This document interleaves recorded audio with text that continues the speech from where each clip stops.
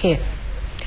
Na sasa ni jijini Mwanza. Wakazi wa jiji la Mwanza wamelipongeza jeshi la polisi kwa kuhakikisha limejipanga na kusimamia ipasavyo hali ya usalama katika mkesha wa kukaribisha mwaka mpya wa 2016. Safari hii mwaka huu unatajwa kusherekewa kwa utulivu wa hali ya juu bila kuwepo na vitendo vya kuashiria uvunjifu wa amani ukilinganisha na miaka iliyopita. Mwanahabari wetu Sudi Shaban katuandalia ripoti hii. Kwa heri mwaka 2015, karibu mwaka 2016. Mwaka ambao unaingia kama wengi walivyokuwa wakitaraji. Ni kawaida unapoingia mwaka mpya hupokewa kwa shauku kubwa, ikiambatana na shamra kwa kila anayeushuhudia. Tumshukuru Mwenyezi Mungu atufikisha salama mwaka 2016. Tumepokea vizuri sana, nimefurahia sana. Mwaka mpya usheherekewa kwa aina yake. Wengine hutumia nafasi hii kumwomba Mungu katika nyumba za ibada, na wengine hukaribisha mwaka huu katika kumbi za starehe. Hii ni kutokana na safari ndefu ya siku 365 yenye milima na mabonde kwa mwaka uliopita, na sasa wamefanikiwa kuuona mwaka mpya kwa mara nyingine. Kuna matukio mabaya, ni namna gani ambavyo watu wameendelea kuelewa na kufahamu kwa upana jinsi neno la Mungu linavyotusii ili tuendelee kusherehekea kwa amani.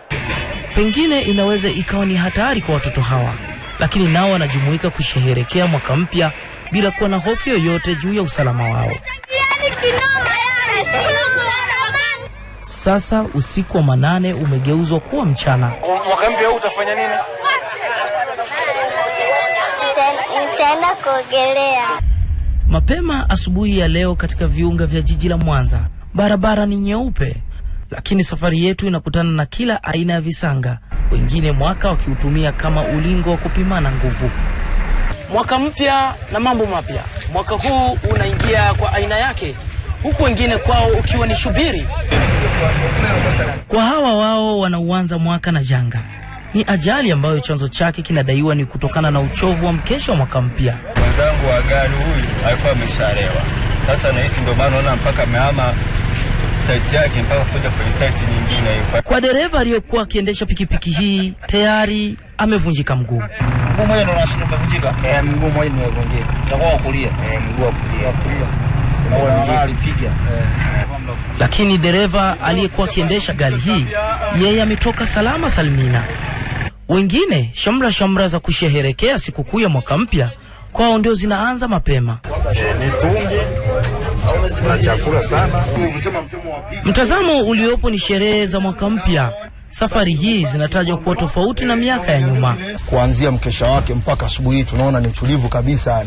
Kwa hiyo nastahili kuzipongeza, zimeenda vizuri kabisa na mpaka sasa hivi ni salama. Sasa ni mwaka 2016, mwaka ambao wengi wanautarajia kuwa ni mwaka wa mafanikio. Sudi Shaban, Star TV, Mwanza.